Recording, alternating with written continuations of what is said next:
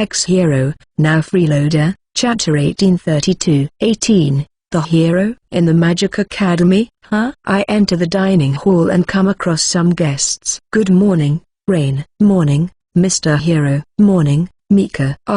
Good morning, Fripp and Murray. Am I in the wrong room? Until now, I've either been in the dining hall alone, with Eleanor, or, recently, together with the Pipsqueaks. This is the first time I've dined with the royal siblings. Nope. I just thought that, if at all possible, I could have a chat with you during mealtime. By the way, ever since Fripp and I became friends, we've become closer. I've always talked to him the same way since the start, but Fripp was the one that changed his tone. Oh, is that it? Sure, let's do that. Good. Though I must say this is an amusing sight. First off, the rabbit-eared Caro is clinging onto my back. Furthermore, the kids were holding onto each of my arms one at a time, making a scene as they wait for their turn to switch places. That's the sight he's talking about. They're attached to Eleanor too, but she's a big four, so of course, she'd be busy. Still, she tries her best to show her face, so chances to talk to her have not diminished.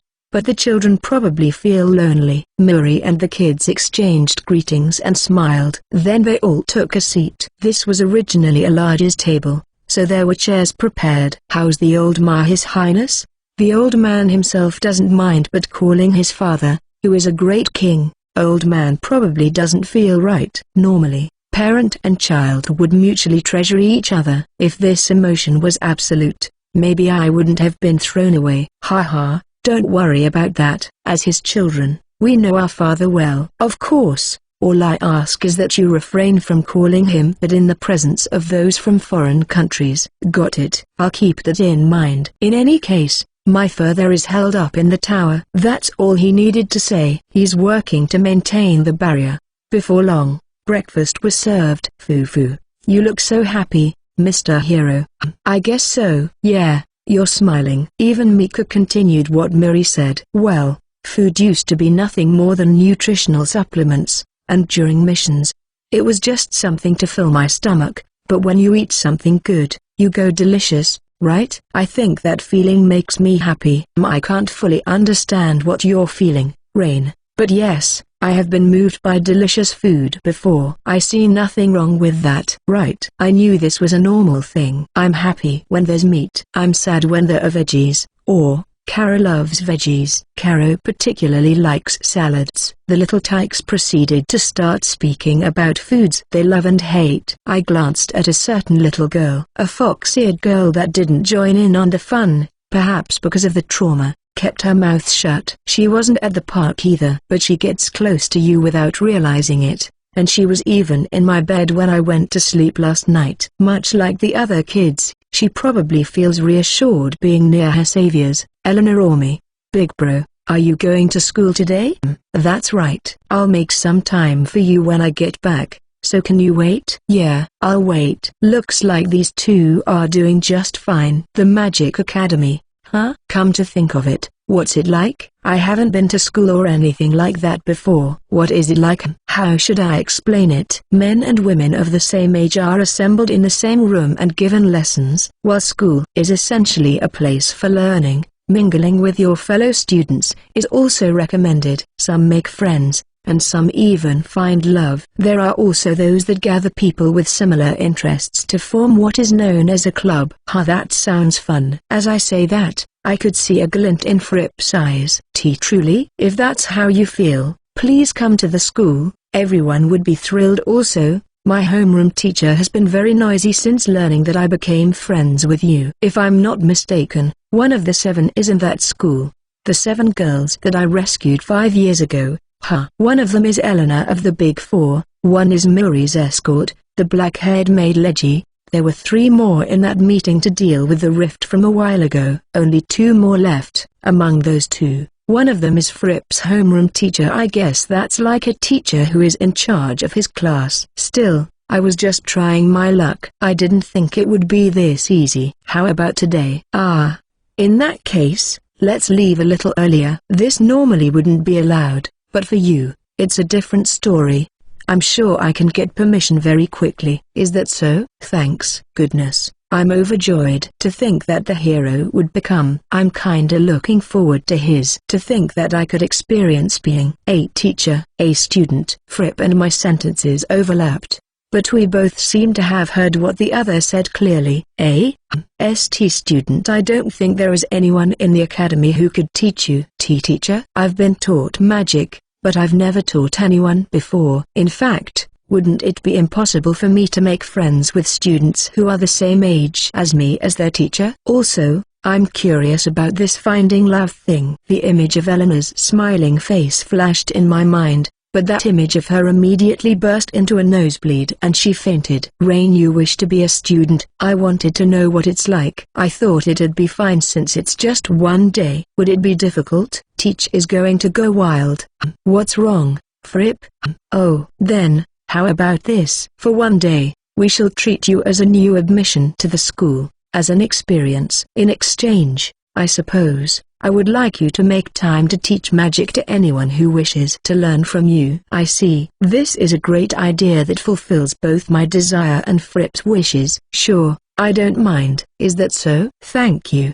But are you sure? I am glad that you trust us. But to teach magic to demons, it's fine. On the off chance that someone abuses that magic, someone will stop them, right? This country is full of exceptional people, after all. Even if that isn't possible, I'm still here, so there's no problem. Also, as if someone could learn and use the sage's magic within a day. I only learned it at the end of her hellish training, and I'm a hero. The day will probably end with me giving them some advice at most. That much is nothing. Hey, no fair. Only Mr. Hero gets to go. Caro wants to go too. We calmed the kids down and finished our meal. School, huh? I wonder what it's like. Of course, you're bringing me along, right? Even without saying anything, I wouldn't leave you behind.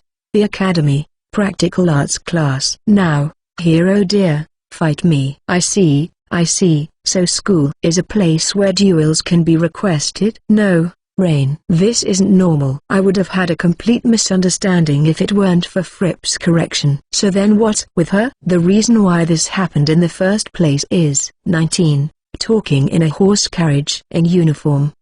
It's a little big, but it suits you well. Before I left for school, I borrowed Fripp's school uniform. So this is a uniform. Clothes that were decided on by a certain group of authorities. The 6 saviors are all over the place in that regard, so this is the first time I've worn something like this. The theme of the Magic Academy's uniform is black and of slightly high quality. It looks good on you. I don't like loose-fitting clothes cause they'll get in the way in a fight, but I'm just being a student for a day, so I guess it's fine. Yeah, also, seeing your small build wearing baggy clothes is a little foo-foo. Mika is breathing heavily through her nose. Ever since we've had that heartfelt discussion, she's slowly been becoming like this. My uniform was the only option. Given time, I would have your own prepared, but Fripp is the same age as me, but he has a better physique. It's fine, don't worry about it. I'm the one who said I wanted to go today, after all. The sleeves go all the way to cover half the back of my hands. Oh well, Lady Eleanor wanted to come, but a mission came in. That's right. I met her after breakfast and told her the plan and she went. This unseemly Eleanor shall accompany you as your custodian. What? A mission? Curse it all. She also said to watch out for the teacher. In addition, she wants me to keep the uniform on after school until she finishes her mission. She has a mission, so it can't be helped. Ferris is here too. Yes, I shall accompany you. The black-haired maid Ferris calmly bowed. By the way, it seems that she is the older sister of the black-haired Leggy. Alright, let's go. I calmed down Caro and the gang, who were trying to stop me, and left on a horse carriage. Speaking of missions earlier, I was reminded. Fripp opened his mouth hesitantly. Inside the carriage, the seats are arranged to face each other. To my side was Ferris, and opposite me was Fripp. Fripp's escort doubled as the coachman, so he isn't inside. Yeah. With you here, won't humanity's battles become harder? Of course, I am not doubting the other's abilities. I get it. Also, it won't be a problem. What do you mean?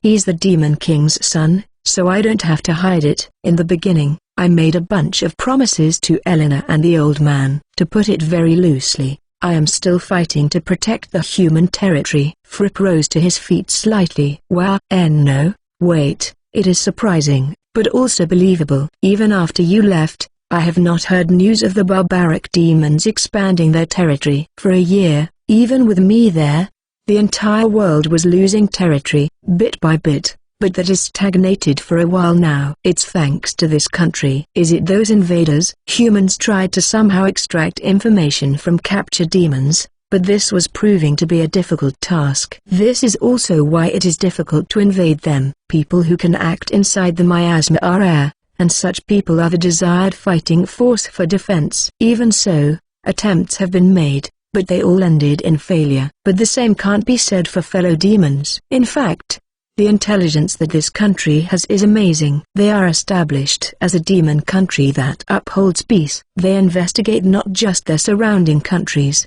but also those who attack the human territory, who might be future threats. The group of 7 that I saved expected a lot, so they investigated the humans quite a fair bit.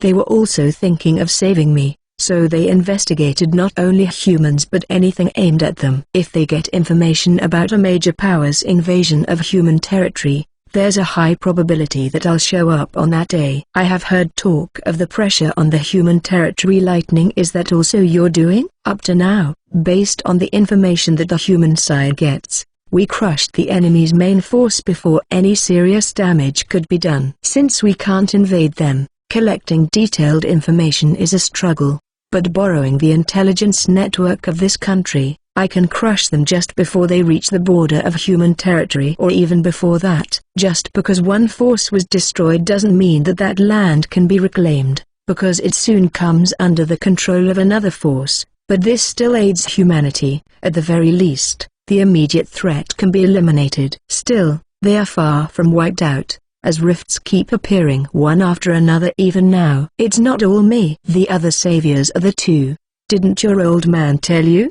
He told me to enjoy your youth as a student. Sounds like something he'd say. For he is someone who would try to put me to bed even if an oversized rift were to appear. Then maybe I shouldn't have said anything. No, I am sure you understand as well. Yes, my father is too kind. I don't know much about that kind of stuff, but it sounds like a family problem. I don't think I should stick my nose into it. You're right, but I would like to know what I can. So you say, but that's everything. I've heard that you can use teleportation much like Lady Eleanor, but when do you fight? I often see you enjoying your life freely. A good question. Mika got excited. It's true that while Rain is living the life of the highest grade freeloader, the enemy will not wait. Information can come while he's eating or playing.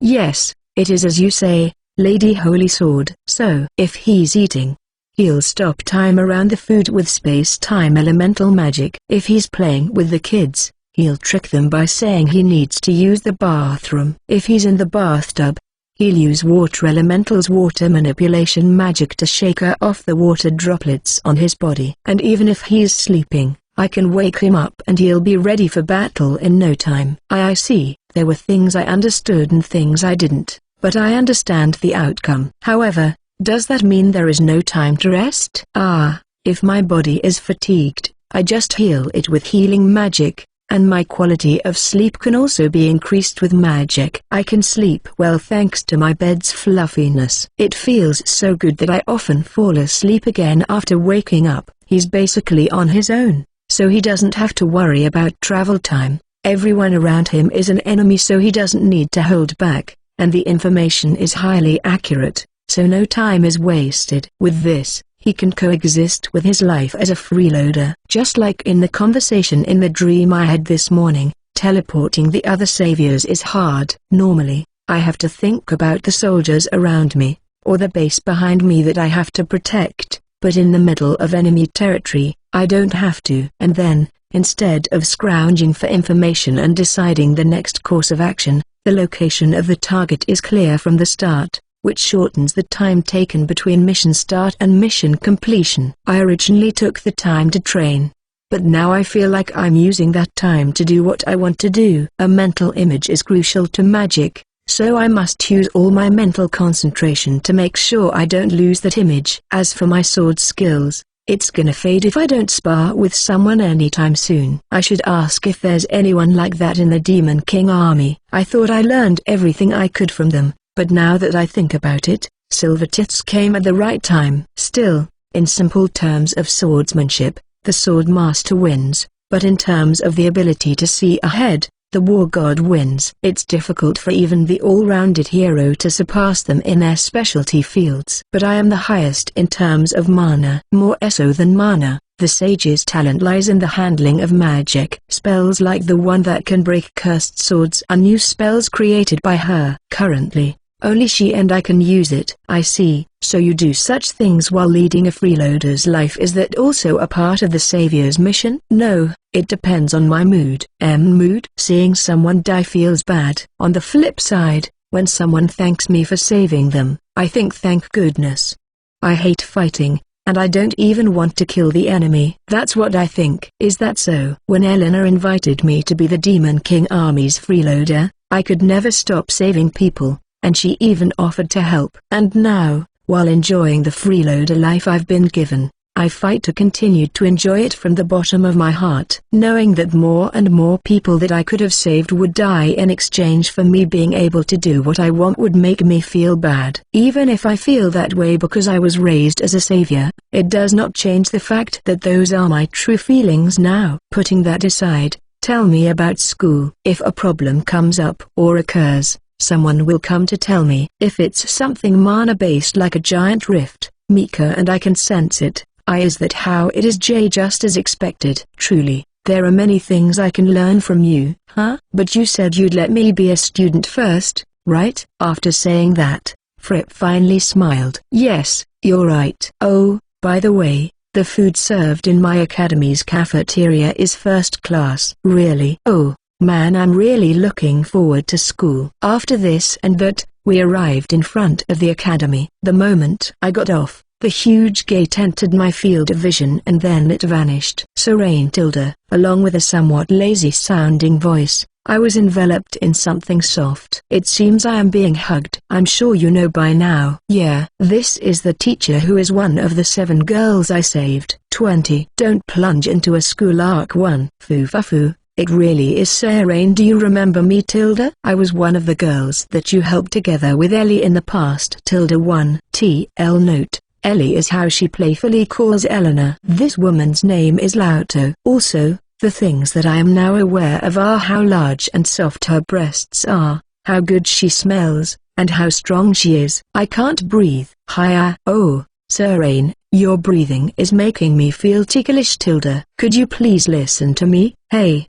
hands off him, you big-titted Majin. What if he suffocates? Oh my. So sorry about that, Tilda. I was finally released. Lauto is a Majin with fluffy brown hair. Her eyes are narrow like thin lines and her smile draws an upward arc. She looks to be in her early 20s. Now that I think about it, Eleanor and Leggy are Majin too. So is the old man, and obviously that means his kids are Majin too. The only visible difference between them and humans is the horns. It would seem that not all of them are, but I wonder if it's more common for those with a high amount of mana to be born among Majin. For humans, there are a lot of female sorcerers, and I think the males make up about 20 to 30%. The sage and saint are also women. Yeah, I remember. You were the girl who was just about to be sacrificed. Exactly. If Serene were even a few seconds late, I would have died. Truly, it was fated to be. Tilda. Isn't that more of a miracle or good luck? No, it's fate. Tilda. While saying that, Lauto took my arm into her hands. I guess I should call you Miss Lauto. I'll be in your care today. Having you call me Miss Lauto seems gravely disrespectful, but I suppose it's alright. So is it normal for a teacher and student to lock arms like this? I believe this sort of thing happens once in a while. Tilda. No, it does not, Miss Lauto. An exasperated Fripp interjected. Oh my. Hello Fripp. You have outdone yourself this time. Rest assured that I'll give you straight A's in exchange. Tilda. Please don't. You should not tamper with grades in such a manner. I'm kidding. Tilda. Q. How wicked. She seems like a free-spirited, hard to grasp person. While Fripp is serious, they seem pretty incompatible. We head to the classroom while having strange gazes directed at us. It was a fairly wide room with tables and chairs all lined up for the students. Maybe because we stopped by the dean's office for a moment, by the time Lauto and I got to the classroom, the seats were filled. Even Fripp, with who we parted ways when I visited the dean's office, was there. It appears that one's social status does not matter within school grounds. Now that I think about it, even Lauto didn't treat Fripp with any extra formality. All are equal as students. Huh? Alright, everyone. Good morning. Today, the hero Rain will be a student at the academy for the day. Clap your hands everyone, please get along with him. It would appear that Rain will teach magic after school, so those who wish to learn, please stay behind. Good, good. Unlike earlier, she isn't attaching sir in front of my name. I guess she was just excited to meet me again after 5 years. She does her job properly. She is staying true to the academy's ideology of all students being equal. If anyone is disrespectful to him, the perpetrating student will be expelled. So please be careful. I take it back. This is an abuse of authority. She's favoring a single student exceedingly more than the rest. Everyone, this is the part where you laugh. It seems that she was joking. Yes, of course. That's what I thought too. I'm Rain. I'm only here for a day, but it's nice to meet you. Now then, Rain, your seat is here. As she says that, she places a chair right next to the teacher's podium. Miss Lauto, I would like to sit like everyone else. What? Are you sure? It'll be lonely for me. That doesn't concern me. After some persuasion, I convinced her to let me sit next to Fripp. As I passed through the gap between the desks towards the last row, a certain student stuck his foot out. This is when a normal person would get caught on it and trip. This is an initiation. I don't really get it, but it's a sort of rite of passage that I've seen done among mercenary groups as well. Those guys can get a little extreme, like suddenly getting into a fistfight, but how I respond to this will determine where I stand initially. If you think of it as a method of judging one's abilities, then it may not be meaningless. I'm sure there are other ways to go about that, but that differs depending on the group, right? I don't really mind getting tripped and taking a big fall, but that would make them look down on a hero. I don't care about that in and of itself.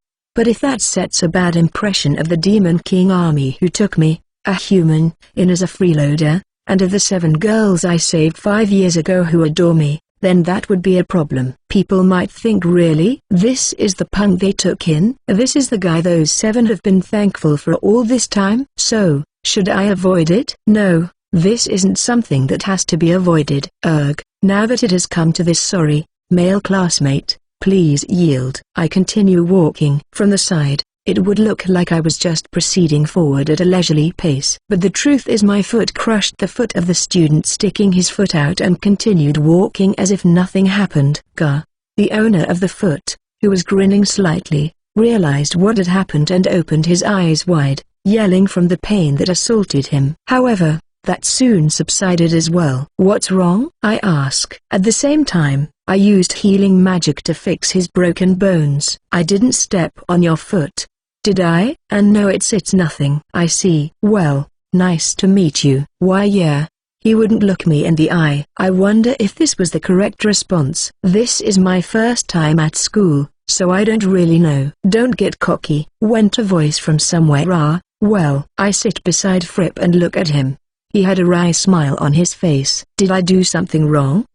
You were extreme, yet gentle at the same time. It's an odd feeling. I broke that guy's foot, but in the end, he wasn't injured. I guess that's what Fripp means by extreme yet gentle. Huh? Normally, what would you do in that situation? That's tough to say. Sadly, there is no right answer. That's crazy. Is school where the attacker is the winner? Is this what Makai is? Be careful of him later. Needless to say, Miss Lauto might do something. When I looked back at him, I heard the sound of something flicking off or something, and the young man from before is collapsed on the desk. White dust danced around him. Honestly, you shouldn't doze off in class. You can't get good grades like that.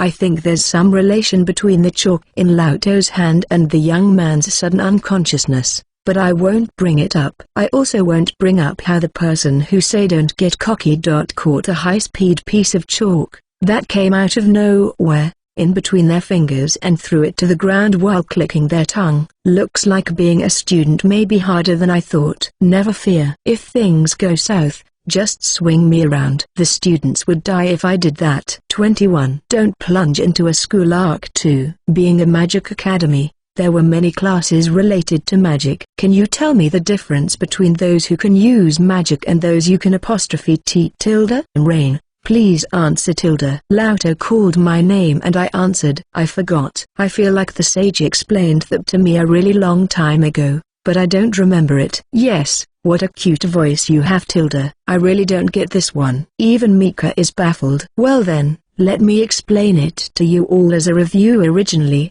mana is known as the power to make miracles happen. When it comes into contact with the desire of a person with a will, the natural pools of mana will move to turn that desire into reality. This is well known tilde. A rift can be said to be one type of such miracle. The problematic part about pools of mana goes without saying. If a person happens to pass by them thinking he want money, money will appear there, but if someone thinks I wonder if something interesting will happen, then we have a problem. The mana will move to realize there's something interesting in that person's head. Even with a vague image, it will forcibly realize it. There is a theory that the first rift happened because a human wished to connect with another world. And it came true.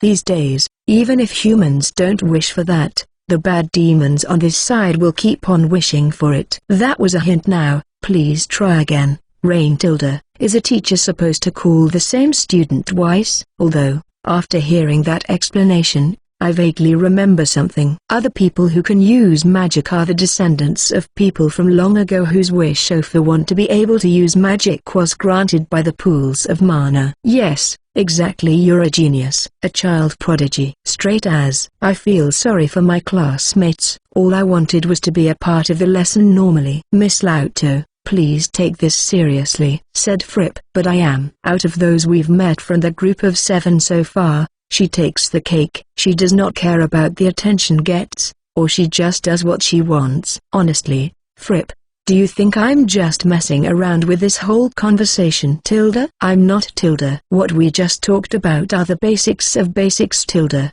but with that in mind, what do you see when you consider the saviors of mankind tilde? Lauto's narrow eyes opened slightly. The savior's crest, could it be a form of magic that continuously grants someone's wish? Shouts Fripp. That's an interesting thought. Even the sage considered the various comments made about the crests and wrote them down in a notepad. She doesn't like explaining things based on incomplete theories, so I never heard anything about them.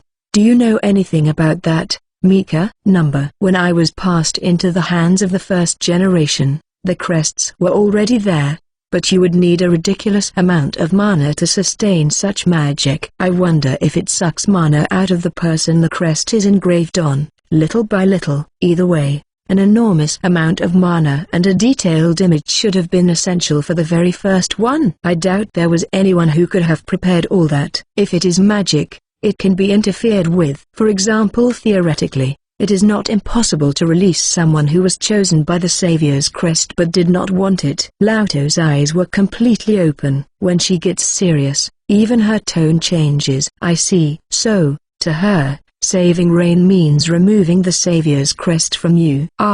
So that's it. I look at the back of my hand. So long as I have this, I will continue to be a savior. I thought that it wouldn't disappear until the day I died, but if you think of it as one large-scale magic spell, then it shouldn't be impossible to do something about it. It sounds dangerous. I'm against it. There's no telling what would happen to my body after the crest disappears. Since the crest is what made it possible for me to train my body beyond its limits, it might just fall apart once the crest disappears. Lauto might have thought that far and is searching for a solution for it. Although to be able to construct such a mechanism, you would have to be what we call a god class tilde, and we don't call it god class for nothing tilde. So, boys and girls, stop casting looks of suspicion towards Rain because of his unbelievable cuteness tilde. Lauto's eyes were once again narrow, with a smile on her face. But she had 4 pieces of chalk at the ready between her fingers, I've seen enemies who held needles or knives like that. A portion of the students trembled. Isn't it better to see with our own eyes? A sole female student raised her voice. Her hair was done up into twin tails. She seems very determined. Everyone knows the tale of the 7 prodigies, but the people that held the ritual were small fries, right? Well, I'm glad that you were rescued. Putting the saviors on a pedestal because of that seems a little overboard. I guess the impression people have of the saviors differs from person to person. That makes sense. Even when I heard what that king of whatever demon said, I didn't get it. But Fripp talked about those guys I beat up with fear, and Eleanor said that king of whatever guy from before was really strong. To the students of a faraway country, the tales of us saving the sacrificial girls and our activities would be no different than rumors to them. But the person teaching the class should be proof that it isn't a rumor. But I suppose it can't be helped that people can doubt your abilities. Lauto was smiling, but it looked like a black haze was seeping out of her back. I think he is the savior of mankind. We founded this academy to train magic users who will protect this country, and we have produced a plethora of talented individuals. I believe you are expecting slightly too much of him, Miss Lauto. That's a pretty honest opinion. She probably thinks that the Demon King army is counting me among their combat forces. Actually, that's the normal thing to assume. She wouldn't imagine that I would be enjoying life as a freeloader freely. I see. Well, next up is practical arts class. Rain is taking part in it as well. So would you be so kind as to show us some of your power? Said Miss Lauto with a smile, while crushing the chalk in her hands. I don't mind. I'm grateful for that. Let us see just how powerful a hero is. I think that would be impossible. I say without thinking. Whatever do you mean, Sir Hero? Cause I have to regulate my power a little. If I don't, there might not be a school left. I think only someone on the level of the other saviors would be able to witness my full power. You certainly have a lot of confidence in yourself. If it pleases you, how about going up against me in live combat? Oh, something like that, huh? Yeah, sure. Oh, and don't worry, I'll be careful not to harm you while we fight. Why, you little... She was visibly shaking. Pipe down, twin tails. I'll tell you up front, Rain isn't trying to rile you up. He's telling the truth. She seems to be better than her fellow students. I can tell from her mana. I suppress my mana so that it doesn't leak out, so maybe that's why she can't tell. After that, the lesson proceeded smoothly. Then it came time for practical arts class. Now, hero dear, fight me. And that's how we got here. Even after reminiscing, I still get it. 22. You life is mine. Twin Tails 1. It happened as soon as practical arts class started. It would appear that another teacher is in charge of this class, but just for today, Lauto is in charge. We're outside. A big, white cloud floats about far away, and even the sun is out. Great weather. There is nothing covering the ground, but it has been flattened. Looks like a wide sports field was set in the center. We changed into outfits suited for this class and the students had to listen to Lauto's instructions. By the way, my outfit was prepared by Lauto. It's a perfect fit. Apparently, everyone is supposed to practice water elemental magic. We're different. This is normally done during the practical exam, but let us engage in live combat. Now then class, time to show off the mox battle between Rain and Dural.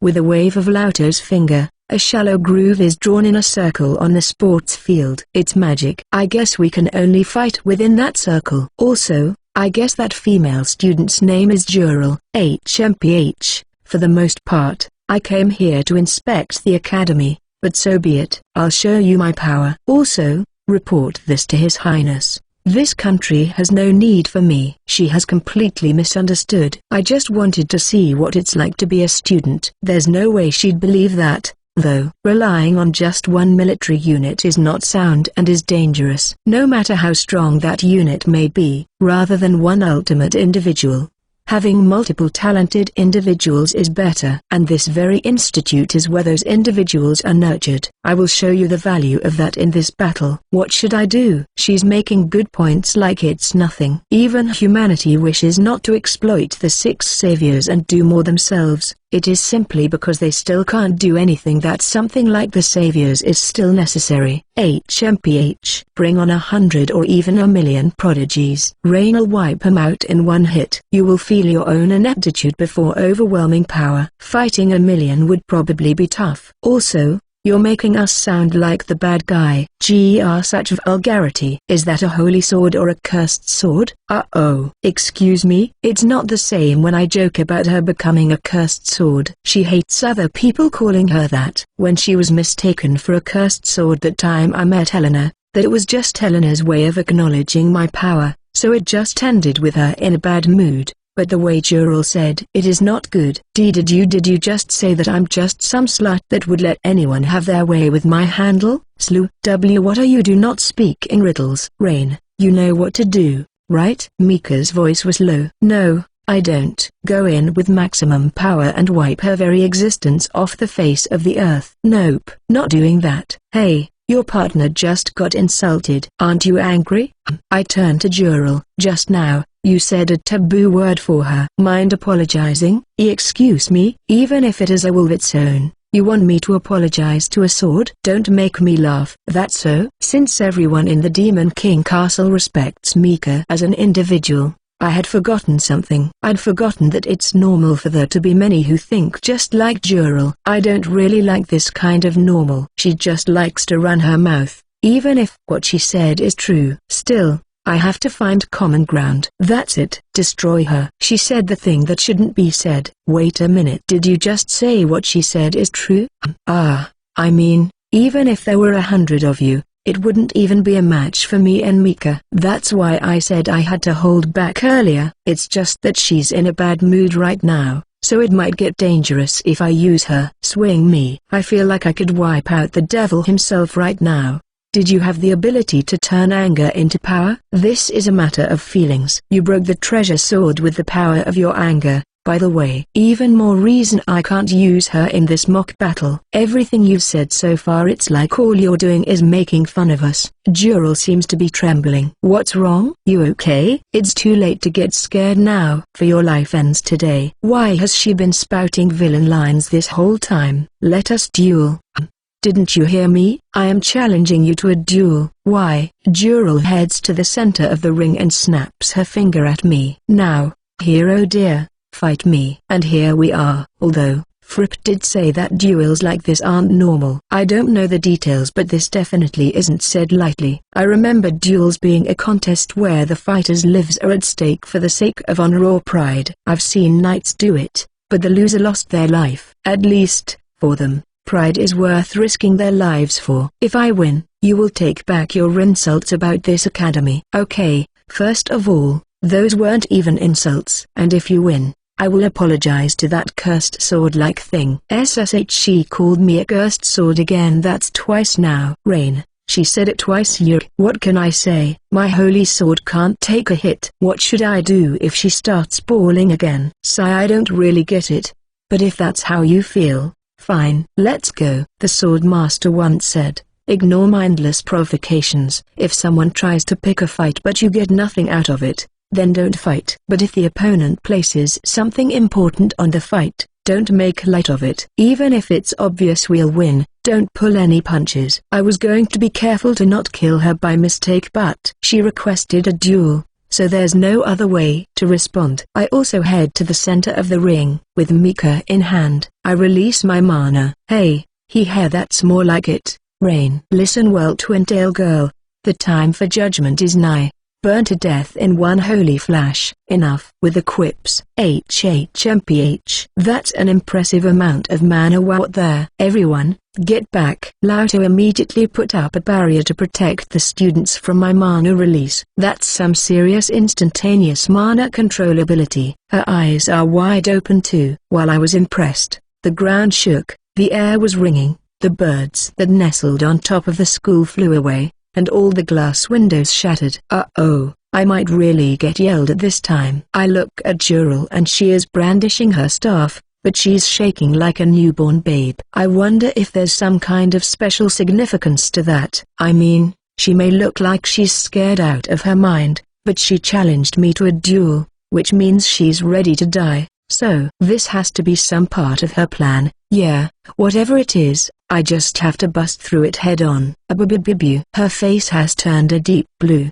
But even that must be some kind of tactic. Let's do this, Jural. 23. You life is mine, Twin Tails 2. Come to think of it, is this some sort of signal to start the match? I don't see Lauto or the other students signaling anything. Ah well. We both have our weapons at the ready, we're both filled with fighting spirit. We should be good to go. I think your way of thinking is wonderful, but I wish you didn't badmouth my partner. That's why I will cut you. She appears to have become unable to form words after I released my mana. But I don't pay any attention to that. I take one step forward that gouges out the earth and close in on Jural. Eek!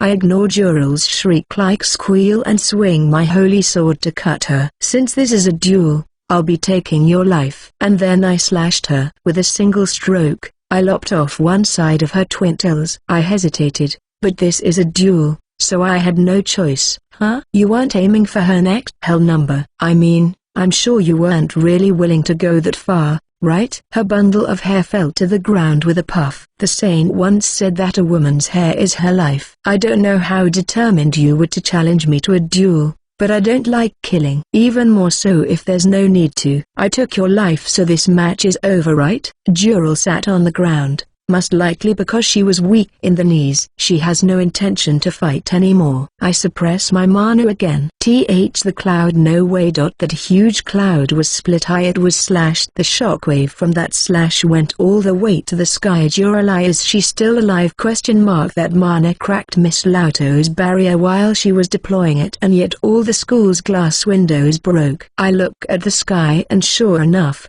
that big cloud I saw is split in two. Damn it, Mika, she extended the slash. Oh well. Now then, Twin Tails, hey, guess I should call you Side Tail. I'm waiting for that apology. I'm sure we've learned a lot from that. Class. Now then, for the rest of the class, Rain and Mika will be sitting out. Lauto came up to us and shoved us to the edge of the ring. Now hold on. I still have business with that Side Tail girl. I see. What's happening? I feel like I saw something muddy at the base of Jural's feet that wasn't there before, but I couldn't really get a good look because Lauto is pushing me from behind. 1 TL note, you're a girl as well, Mika, so I'm sure you understand that there are things that girls don't want boys to see. Mika shook in realization. A girl? Me? Oh my? Was I mistaken? B, but I'm a sword, the hero's holy sword, but still a sword, the hero's holy sword, that is. Yes, we get it. You're a holy sword. You say some strange things. Being a girl is not about what your physical body is, it's all about how you act. No.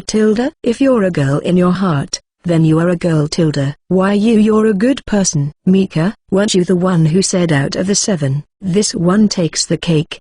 Not too long ago? Also, Rain, I knew it. I'm gonna get yelled at. I broke the windows after all. I look like this and I'm penniless, so whatever the freeloader broke has to be paid for by the Demon King army. I'll have to apologize to the old man and Elena. From now on, let us reach out to a lot of people's hearts. Even if it's the truth, people can't help but be hurt. I knew it. So I did do something to anger Jural. That child has a bad way with words, but she truly treasures this country and the sorcerers who protect it. That's right, she did tell me to take back some insult. The only thing that comes to mind is when I said that Mika and I were strong and so on, but that was the truth. Oh, it's that truth that hurt her pride. Huh? Interacting with people is hard. Indeed it is. I believe that is why the other 5 saviors forbade you from interacting with others, so that you could focus only on the mission. Especially when one is young, relationship troubles will affect the mind and body. I see. If one of the things troubling me affected my performance, there might be people that I couldn't save. Is that so? Guess I have a long way to go. Everyone does. School is a place where you can learn how to interact with others. Yes, indeed. You're a good teacher. I like you. I'm honored. After that, the class continued on with this and that. Jural was carried away by a bunch of other girls and she hasn't returned yet. And now, I am relishing the cafeteria food recommended by Fripp. Our answer. The school cafeteria was almost completely full, but for some reason, People were avoiding the table where Fripp and I sat. Oh well. Oh, Jural was there, back in her school uniform. She looked embarrassed and her face is bright red. I'm here to apologize to Miss Holy Sword. It was my utter defeat. HMPH, out of respect of how you are keeping your end of the bargain, I will forgive you with just one apology. I'm sorry, even though you have a mind and a heart, I talked to you like an object. Well, aren't you obedient all of a sudden? I forgive you. Even if it's true that Rain is super strong, it's my fault for showing off like that. You still are. You Miss Lauto explained everything to me about your circumstances and your current situation. We didn't know anything about all that. Everyone else only knew that I am one of the 6 saviors. They wouldn't think that I'm a freeloader. I never would have imagined that those 5 saviors would resort to cruel and almost brainwashing-like methods to force you to work. Eleanor did as well, but it looks like Lauto also hates those 5 for the most part. Without knowing how your mental development was stunted by the other saviors, I let myself become all riled up. No. Lauto filled me in. Looks like I have a lot to learn. It's my bad. No, not at all. Also, if it's alright with you, could we be friends? Like you and Fripp? I think I can teach you about what is normal. Oh, that makes me really happy. Saying that, Jural's face beamed a smile. Thank goodness. That's right. I stand up and reach out my hand towards Jural's head. Rain, just hold still. Sure. I cast heal on her head. The hair that I cut off earlier grew back. In an instant. Does this count as making peace? After I said that, Jural looked down and smiled. Yeah. Good. Well, wanna eat with us? Can I? Of course. Oh, can she? Fripp? Yes, of course, she can. Alright. Then I'll bring the food over. Jural pitter-pattered away towards the ordering counter. Can I join you, Tilda? Before I knew it, Lauto was sitting in the seat next to me.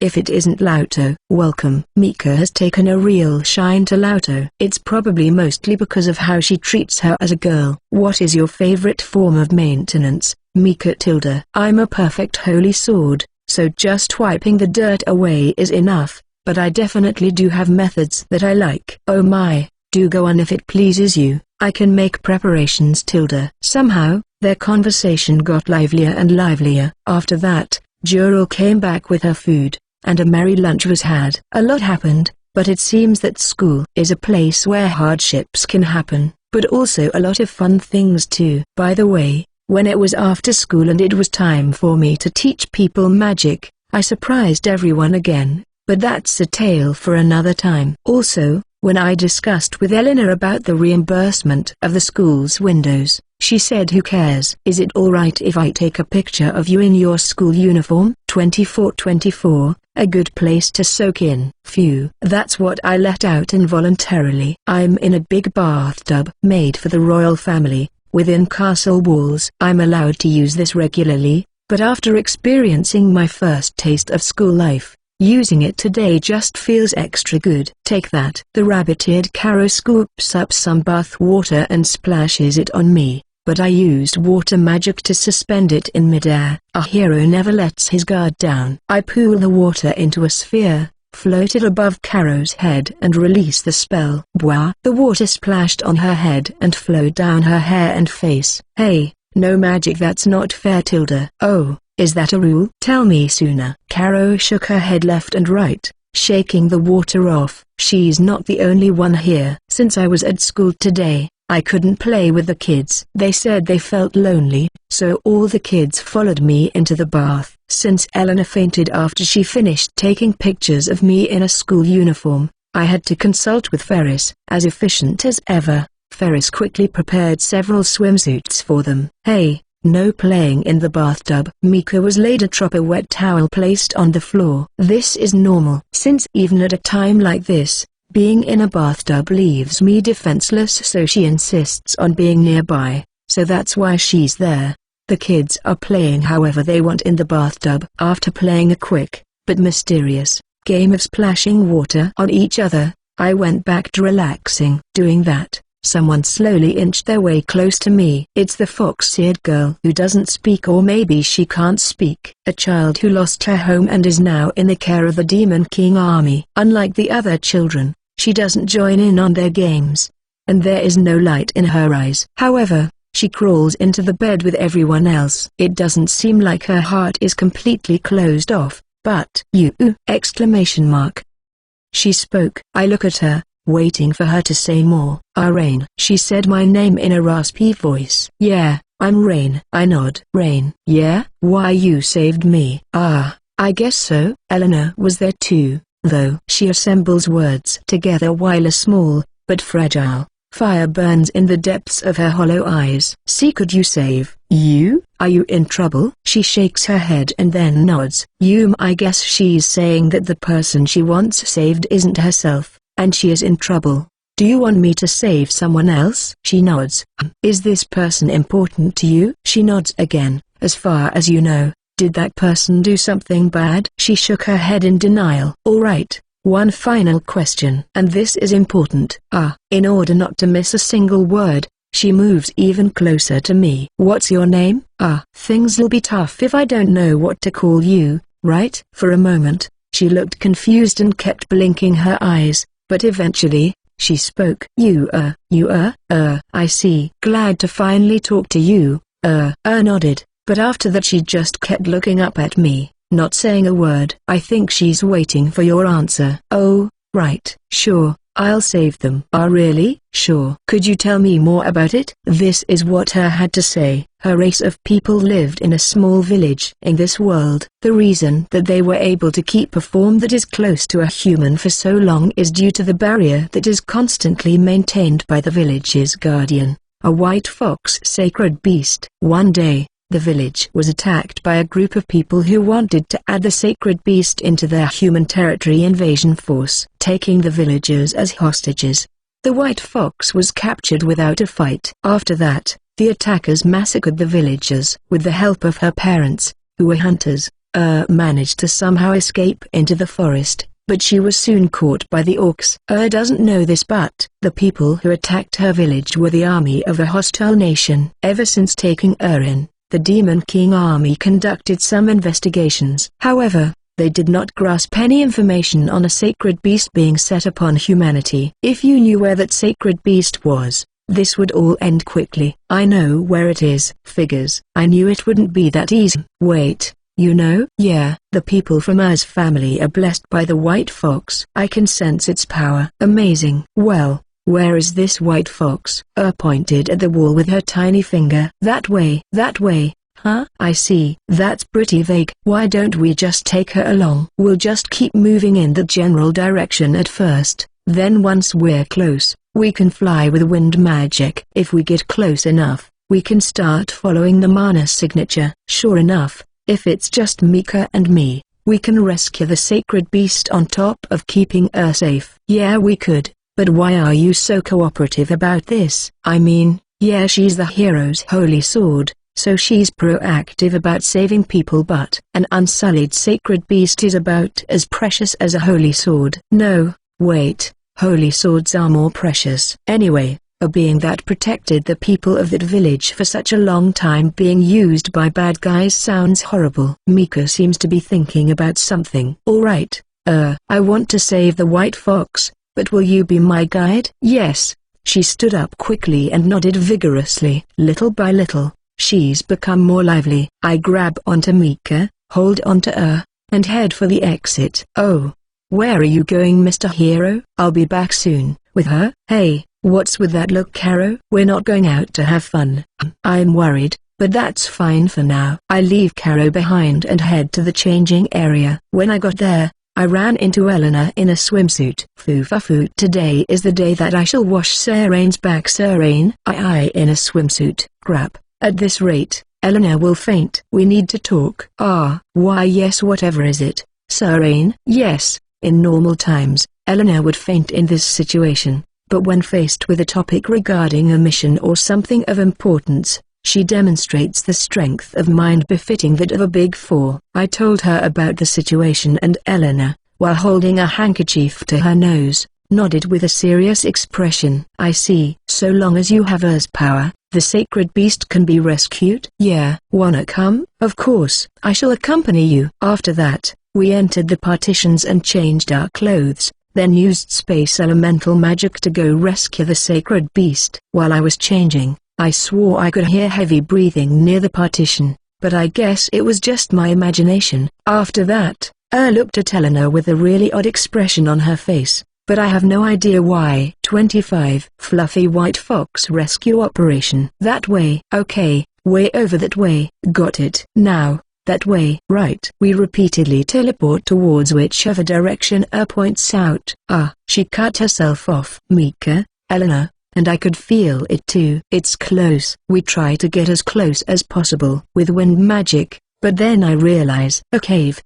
I can sense it coming from below. Yeah, I can sense the white fox below. Brushing the ground with one hand, Eleanor uses her other hand to stroke her chin. There are a substantial number of soldiers. I see. Well then, just like last time.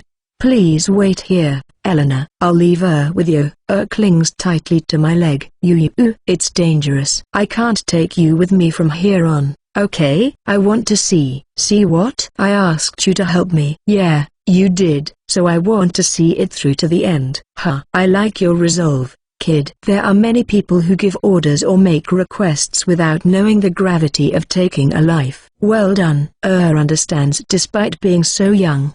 Perhaps not in theory, but as a feeling. She understands that what she is asking for is more than just rescuing a sacred beast. It involves eliminating the enemy, and she is willing to accept that as the client. I completely agree with the notion that this is not something a child should see, but these people underground belong to the group that destroyed Ur's village after all. It's easy to say I won't show her because it's grotesque, but she has already seen even more ghastly scenes. If she says she wants to see it through, I want to consider her feelings. I am opposed to this, said Eleanor. She herself has experienced almost being a sacrifice, and she is also pained to know that I was made to fight at the age of 5. There's no way she would agree to bring young to a battlefield, right? This, too, is understandable. Both of them are convincing. It's hard to choose which to go with. Eleanor, do not look at me with those eyes. It will not work. After all, the act of killing is not something to be seen by the eyes of a child. Without me there, White Fox might think Rain is an enemy. That may well be a possibility. Please, Eleanor. Until now, her eyes had been so hollow, it hurt, but now she is begging with a gaze filled with such emotion. I suppose there is no problem if we were to enter after Sir Rain has secured the area. Protecting her until we reach where the sacred beast is held isn't hard. But Eleanor's opinion is that she doesn't want her to see certain things on our way there. I get how you feel. You're a good kid. That's enough. I'll go and rescue White Fox and bring it here, so just wait, okay? Stopped fighting back, perhaps because she reached the conclusion that she'd just be in the way. She's a smart kid, so it's possible she thought about that. Alright then, I'll be right back. Just like that, I walked straight towards the entrance like an idiot. Obviously, I was spotted by the guards on watch. They were large demons in the shape of humanoid wolves. When they saw me, they turned to look at each other and crude smiles spread across their faces. Then they dashed towards me to attack, almost like they were competing on who'd get to me first. I guess rather than be suspicious, they were happy that prey had found its way to them. If they had confirmed my race, they probably would have thought it strange that a human was here. This totally saves us the trouble of asking them to surrender. I pass by them, cutting their heads off with Mika. I really hope not all of them are like these two. My hopes would be dashed. I know that they are an army who would threaten a sacred beast with hostages, and then slaughter said hostages, but I guess I should have seen this reaction coming. Much like that time I went to wipe out that orc group. It was a massacre. I used Mika to cut them and made arrows out of wind magic. Can you even make a sacred beast fight for you? Not unless they form a contract with it. However, what? It's about how they slaughtered the people in Ur's village. Just like how they captured it. You'd think it'd be better to keep the villagers alive if they want it to obey. At the very least, keep some of them alive. Despite how effective taking hostages was, it is odd that they would throw all that away. Yeah, it's not like they needed to tell the villagers the truth. It's possible that the lackeys who did the deed weren't told about the true goal of it all. Sacred beasts and spirits are kinda like beings of highly pure mana that gained a will of their own, right? Yeah, maybe. Back in a time when people still genuinely respected nature, a pool of mana picked up on the hearts or prayers of people who believed in a holy being and made it real. The reason behind that happening is no different from how a rift is formed. You could say that what Mika mentioned is a rare occurrence in recent times. Does that mean that the people of the present don't have enough desire to manifest a sacred beast? If bad demons capture it and if it doesn't follow orders, they'll probably abuse its mana. They're all the same. We better rescue it fast or things will get dangerous. Since I can sense its existence, it probably hasn't been terminated yet. I hope so. Eventually, I arrived at a large room. I defeated the sorcerer who blasted spells at me without a word and approached my target. It was a large, white-coated fox that had a large collar on and was chained. Who are you? This collar seals away the white fox's power and even steals its strength. The stolen white fox's power flows to the gem set into the collar. Huh? Since you can't use someone else's mana without their permission, it takes a lot of effort to make use of another's mana. You can either absorb the mana and make it your own, make the other party offer it to you, or transfer the mana into some object in order to make it belong to no one. They used the latter method. Who? I'm a friend of hers. The white fox was shocked. That little one yet lives? That voice sounded weak, but there was some joy in it. Yeah, as far as I know, she's the only survivor of that village. She asked me to save you, you who have made that wish come true. Who are you? Not your relation to her, but your standing. That question again. Huh? I'm Rain. I'm a freeloader in the Demon King army. Freeloader. The white fox utters that in a dignified voice tinged with bewilderment. Yeah, a freeloader. What manner of position is that? My job is to eat whenever, play whenever, and sleep whenever I want. An intensely long silence follows suit. What a strange role that the world has produced while I spent ages in a single village. I was surprised when I heard about it the first time too. Hey, isn't it time we brought it back?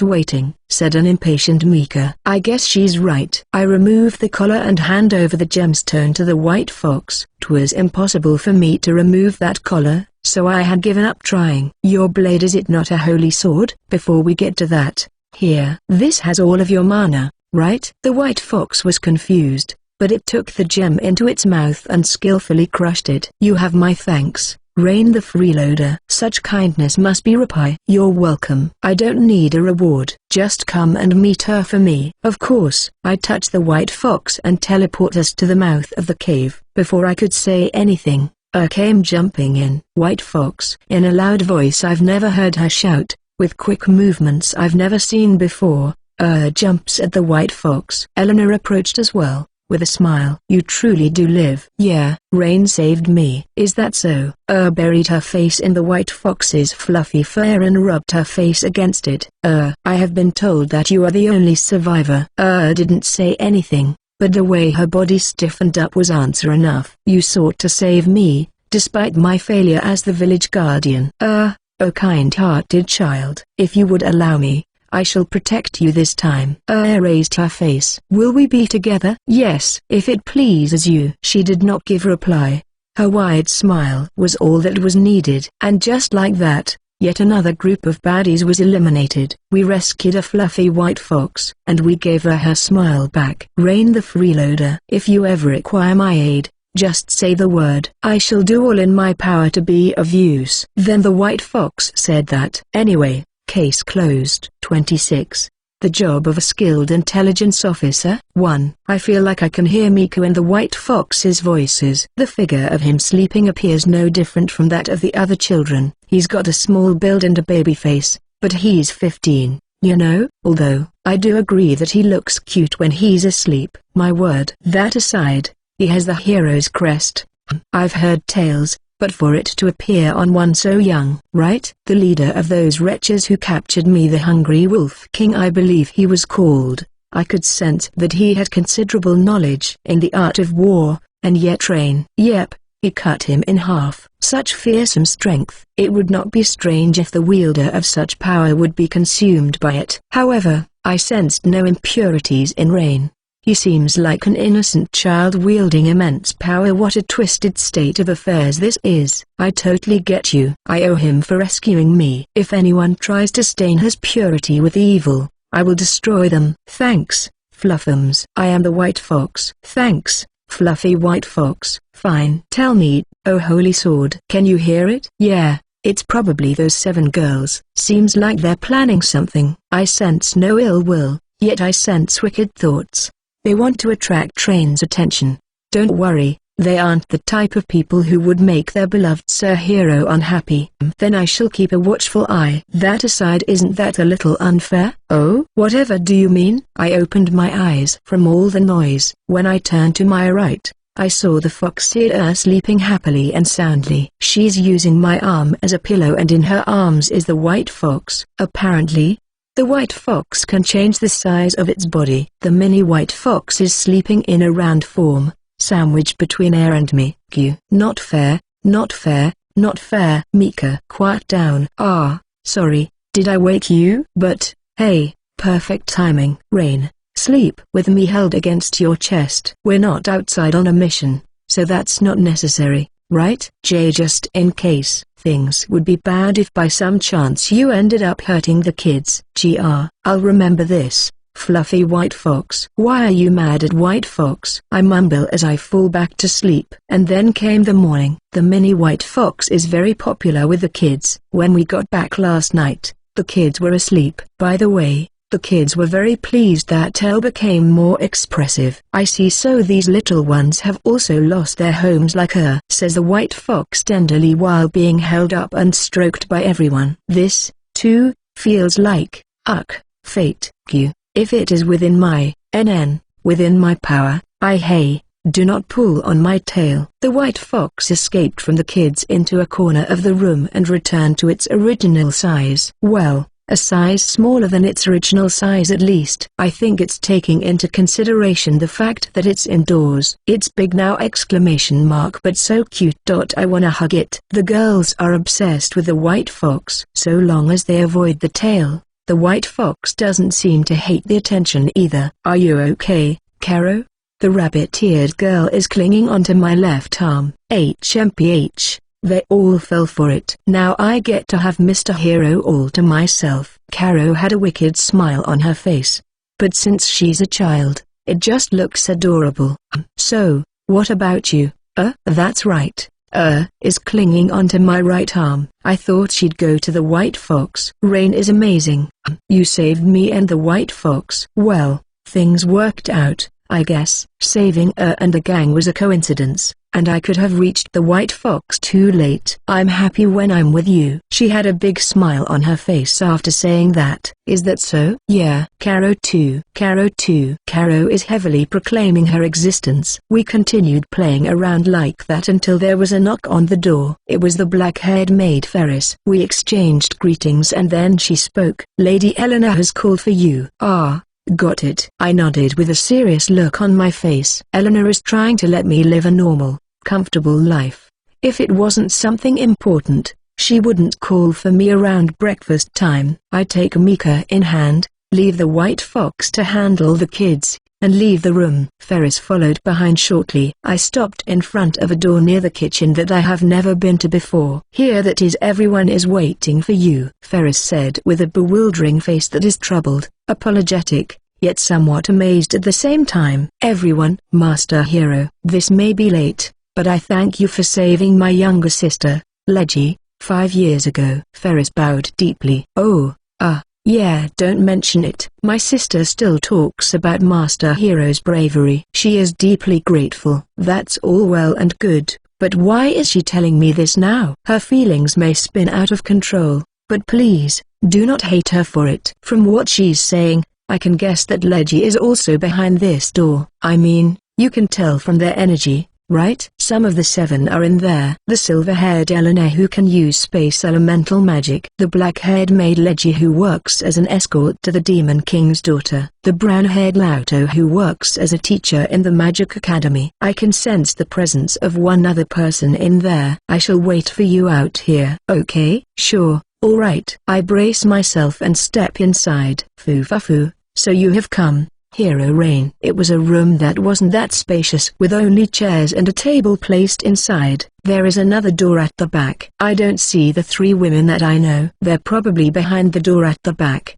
The person waiting for me is a woman with tanned skin and long reddish purple hair. She wears a tight-fitting glossy outfit that has numerous openings that expose her flesh. She wears a hat that looks like a military cap, tight gloves, and she has a whip for some reason. It's different from what I know, but the closest profession that comes to mind with this image is, are you the torturer? As if there'd ever be a torturer dressed as erotically as her. Indeed, you are incorrect. See? Torture is but one of my methods. Whatever information the Demon King army wishes to know, I am the one who shall extract it by any means necessary. I am the intelligence officer. What intelligence officer is dressed like that? I usually dress in a less revealing outfit. However, I do feel a little chilly. Then why are you dressed like that? Mika is on fire today. Do you want to hear something from me? Exactly. Clever boy. Even if you were to torture me, I don't think you'll get anything out of me. I would never do something so terrible to you. I expected this, but geez, the 7 really are full of weirdos. Lauto's fine, though. Lauto really won Mika over, huh? HMPH. Even without resorting to torture, there is no information that can evade my grasp. Today, you will reveal our desired information. Crucial information that even you are not aware of. Crucial information that even Rain isn't aware of. That seemed to pique Mika's interest. Indeed, Hero Rain. Today is the day you will reveal your favorite dish. 27. The job of a skilled intelligence officer. 2. Favorite dish. It could be a favorite food or drink. While under your harsh environment, the idea that food is simply sustenance has been driven into you, has it not, Hero Rain? However, ever since arriving in this Demon King castle, your eating habits should have changed. Ah, yeah, certainly. In the past, I lived life not thinking about whether a meal was delicious or bad. But now, I have been enjoying delicious meals every day. So then perhaps it is about time that you have your own favorite food or even a favorite dish. It is normal to have 1 or 2, after all. I see. Normal isn't just acquired by your own choice, but something that comes naturally, huh? So why do you need to gather the 7? The intelligence officer looked away. Deploying cooks for our own personal investigation is, well, an abuse of authority or something. It's a little too late for that. Just say what you really want. Go ahead. HMPH. I am not lying. It's not as if someone mentioned that they wished to serve a homemade dish and the 4 of us whose schedules aligned all gathered. I think you should quit your job as an intelligence officer. You're leaking info more than you're gathering. Don't say that. She's definitely like Elena. I'm sure when she's in the middle of a job, she's excellent. Now then, are you prepared, Hero Rain? You have already reunited with the other 3, now that makes 4 including me, Vivi, the Chief Intelligence Officer. We shall know in detail about your favorite dish. It seems that the intelligence officer's name is Vivi. This isn't the first time I've thought this, but is the Demon King army alright? I'm ready anytime. And then my hero has a soft spot for food. HMPH. I like your resolve. When this is all over we will have grasped what your favorite food is. Saying that, Vivi turns around skillfully and disappears behind the back door. And so, an unknown battle was about to begin. Someone came in. A 20-year-old male Magian I've never seen before. He pushed in a rattling tray, on wheels. The kind that carries in food. The food is covered by a silver dome cover that hides anything underneath it. And you are? I am Mistress Vivi's subordinate. This seems like a blatant abuse of power. Oh no. I volunteered myself for this role. Well, aren't you loyal? Looks like she trained her subordinates well. Forget about that. Food. Yes, sir. I sat on the chair and waited for the food to be lined up in front of me. This was made by Lady Lauto. He raised the dome cover and what lay beneath it was this is the meat and vegetable stir-fry thing from the school cafeteria. As I eat it immediately, I remember making up with the twin-tailed Dural, eating while having friendly chats with Fripp, who is my first male friend, and Lauto and Miko sitting next to me, getting along. No doubt this tastes great, but it's the memories of that day that just make me smile. So fast. The plate is already empty, so this is the power of a hero. Please don't attribute something so stupid to him being a hero. Hurry up. Next. Yes, Mom. Right away.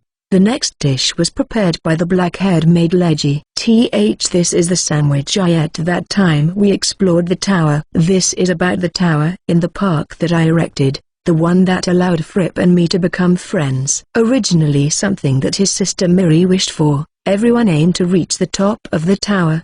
The kids got tired, so I carried them with wind magic. They were happier that way. Fripp carried Miri on his back. She was in a good mood. Soon after we reached the top, the red-haired maid Esla flew up carrying this. At that time, I heard Miri's escort Leggy yell, "That's not fair," in frustration. Next.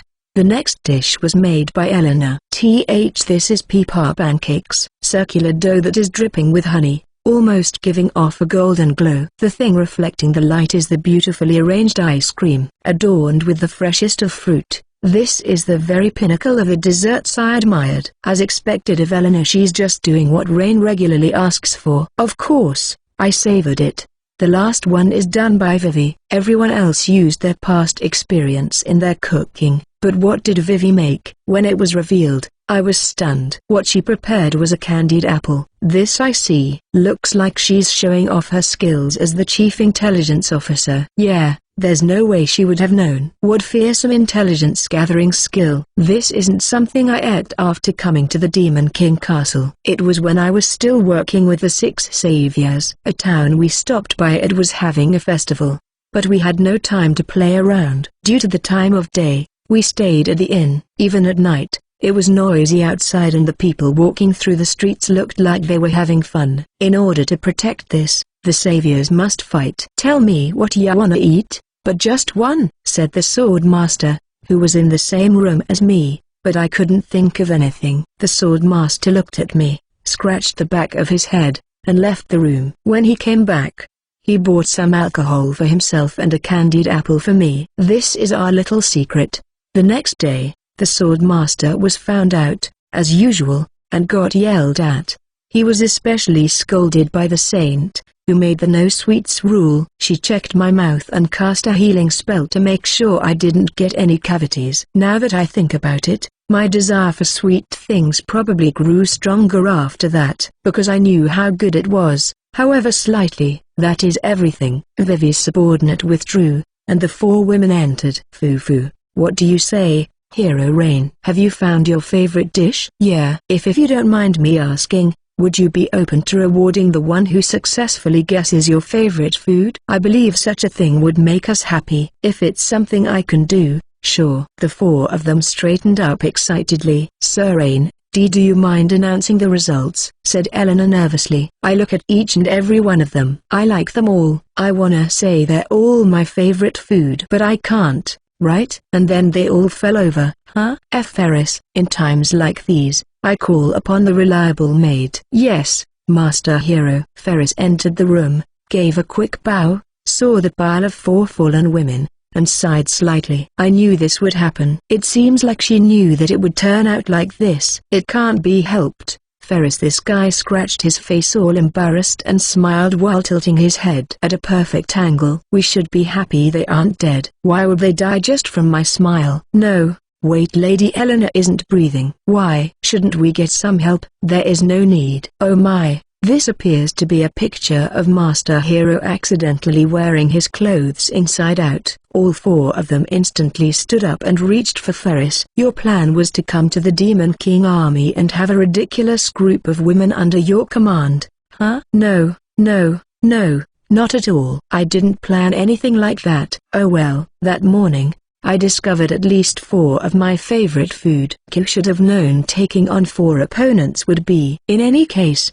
I should help out Ferris, who seems to be struggling. 28. Suddenly, swimsuits won. A few days after those 4 women fell over. Today's interrogation was rough, I grumbled as I returned to my room. Mika replied, yeah, rather than agreeing. I feel like she's just going with the flow. Who knew there were so many different kinds of pudding? I'm shocked. I've been interrogated by the Chief Intelligence Officer Vivi several times today. This time, I ate a total of 4 types of puddings of varying combinations of hard, soft and elastic. Not elastic.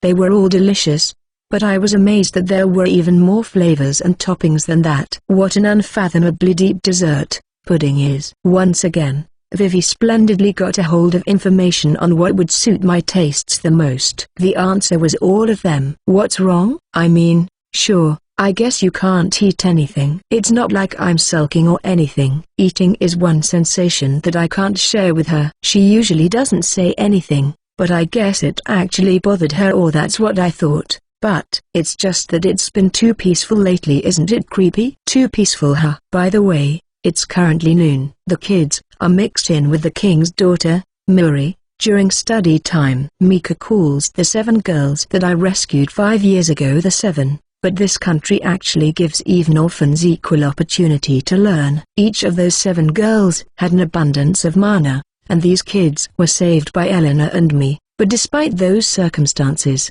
there are no sad children falling down on the side of the road in town. As far as I can see, the fact that they hadn't come to intervene yet must mean that this is all within the war god's expectations, right? I tried asking Vivi about that. Actually, she is, after all, an exceptional intelligence officer who gained info on my time as part of the Saviors. So, I thought that they might have an information network that would detect if those 5 are moving to take me back. I told her to be careful not to get too close. Anyway, this is basically the info she got. The sage, sword master, and war god were unfazed. The magic archer would occasionally interrogate the captured hostile demons if they know the hero. Every night, the saint would sleep with her pillow soaked with tears, muttering incomprehensible things in her sleep like, I must save you. The only one to watch out for would be the saint. The dangerous part about her is that we have no idea what she would do. She's not the type to make grand plans or strategies, so if she were to just charge in, we could win. I am afraid of how much damage will be caused before we win,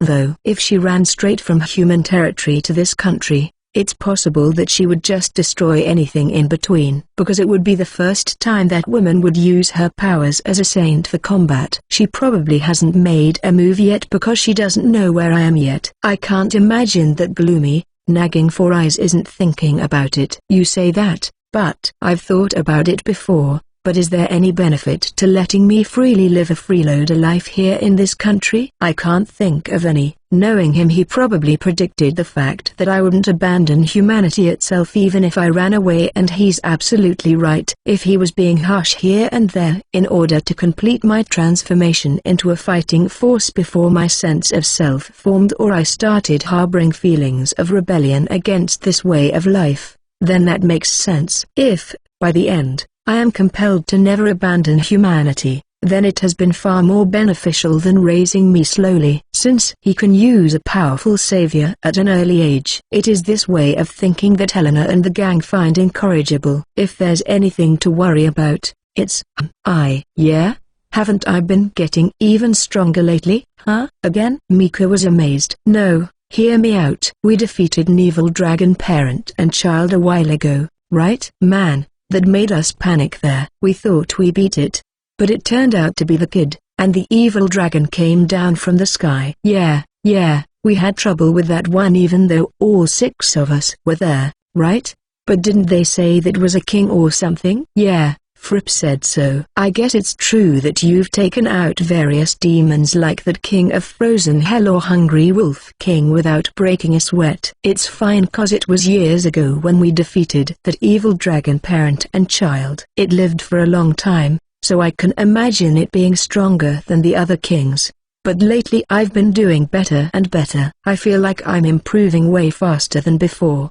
I'm sure there's a difference of strength among those with king in their name. The stronger ones have god attached while the weaker ones are more like dukes. God, king, duke, in general seem to be in the order of decreasing strength. A few years ago, it took all 6 of us to defeat a higher-ranked king and we risked our lives. But now, I could probably handle that alone. As Mika said, is it possible to get so strong, so suddenly again, even if the crest removes the limitations of a human? If that's how you feel, it must be true. But, if that's the case, why? The only thing that's changed recently is you living as a freeloader and fighting without them. Yeah, right. There's one thing I want to ask you, Mika. Sure, shoot. Have there ever been saviors who are weaker than the previous generation? Mika took a while to answer that. It depends how you compare them. Also, in some generations, the saviors didn't work together, so I don't have complete information. That's fine. With each generation,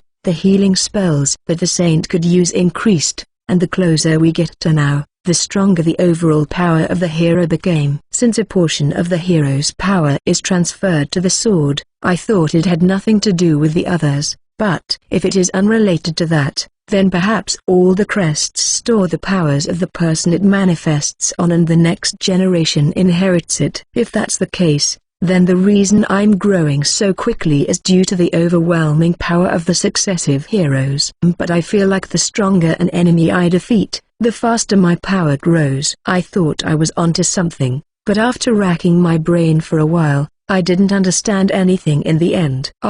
Whatever. I'll think about it when they make a move. The war god probably has all kinds of plans for everything including being monitored, but if the others make a move, Vivi's group will know about it. Yeah, we're thinking too much about it. It's not like they're going to find out you're in this country in the first place, and even if they did, only the sage and saint would come, and you won't lose to those two. The only people who can cut through the miasma are those two. I have a bad feeling about Mika's statement, but hey, it'll be fine. That aside, I wonder what we're gonna do today. You've done a lot of the things that you especially wanted to do. I think about the past and wonder if I missed anything. Then, I think of one thing and I utter it. The sea. The sea? Now that you mention it, even though we were there to exterminate aquatic demons, we never did ordinary people things like playing at the beach or fishing. Huh? Yeah.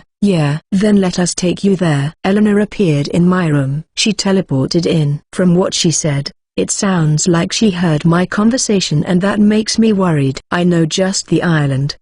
Yes, it is used as an evacuation teleportation point for dignitaries in case of emergencies. That sounds important. In royal castles or a nobleman's house, hidden passages are prepared for emergencies.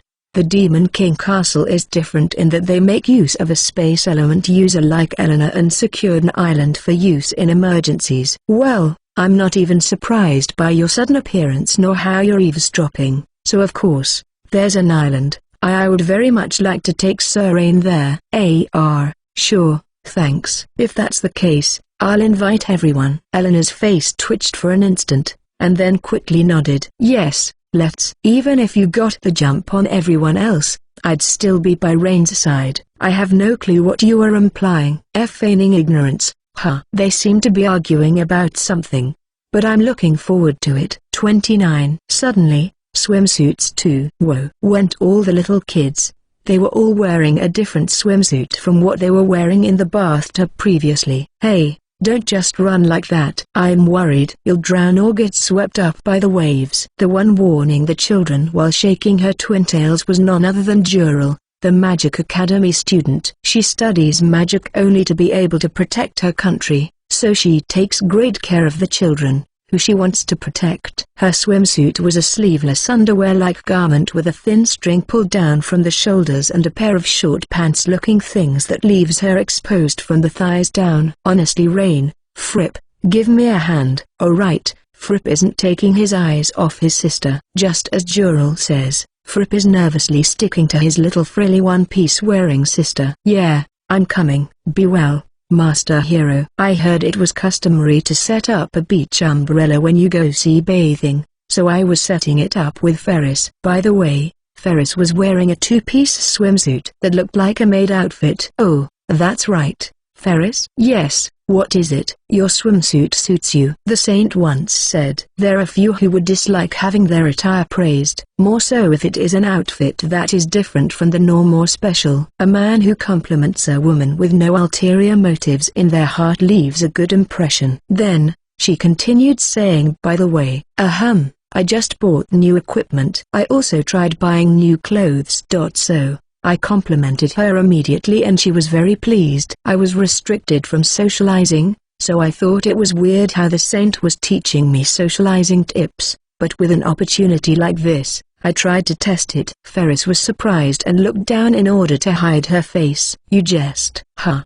Did I fail? Sorry, you didn't like that. No, most definitely not that. I just thank you very much. Ferris looked up again and her face was red and smiling. Thank goodness. Looks like the saint wasn't wrong. However, Master Hero, those words are better served for the others.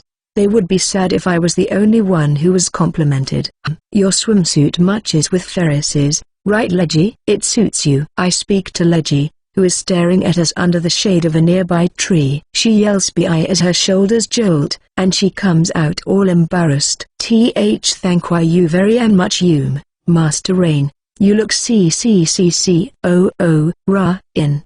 Didn't you say you were coming? It was Jural's voice. I gotta go. Feel free to join in any time. You too. I'll be over there. They saw me off as I headed towards the kids. Big sis. Master Rain. Master Rain said it suited me. Indeed. I'm happy for you, Leggy. He said I was the prettiest girl in the world. You're hearing things, Leggy. He said the other 6 were no match. Please come back to reality, Leggy. Those sisters seem to get along well. Oh, right. Mika, you stay here. Saying that, I stick her in the sand while in her scabbard. Why? Well, I'll be playing underwater so you know. I've learned that saying she would get in the way will hurt our feelings, but I'm the world's greatest holy sword that can withstand operations on the ground, in the sea, or in the sky. Yes, of course. I count on you a lot in a fight. Hold on. Are you seriously leaving me here? I instantly saw the Magic Academy teacher, Lauto, approach Mika. Whatever, I'm late. The kids have already started a game where they see how far they can run and jump on the sand. The rabbit-eared Caro is currently in first place. She has the strongest jumping power among the kids. Did she make up a game where she has an advantage? I wanna play too, complained Miri, to which Fripp said no, it's too dangerous. In rebuttal, Jural is being cautious, pulling out a girl who sank under the water and sounded like she was drowning. I can sense everyone with magic, so if they are in trouble, I can rescue them. But I chose not to tell them that. If they knew that they'd be safe no matter what, the kids would get even more out of hand. Sorry, I'm late. Your swimsuit suits you, Jural. I've realized that is the only compliment I keep giving, but that's all I have for today. Jural's face unexpectedly turned red. Really? Thanks, yours suits you too, Rain. Your body's pretty well toned. I think it looks cool. I see now. Being complimented really does make you feel good. Thanks. From behind, I could hear a conversation. Big sis, who the hell is that? That is Master Hero's school friend, Jural, a student of Lady Lauto '. Damn that Lauto, she should control her own students. You're making a scary face, Leggy. Rain, over here. The fox-eater called out to me while waving. A few of the kids, including her, are riding atop the white fox, who returned to its original size and is smoothly gliding over the sea. I wave back at her and catch Caro, who is trying to run and jump from the beach. This dangerous game ends now. MMRGH. I wanted to have a match with Mr. Hero. Let's play something else, something peaceful. Then we'll do that one. Also, what do you think about my swimsuit? Oh, it suits you. After being praised, Caro smiles broadly and clings to me. You white fox, let's go back. Quickly. Understood. I comprehend, so please do not pull on my fur.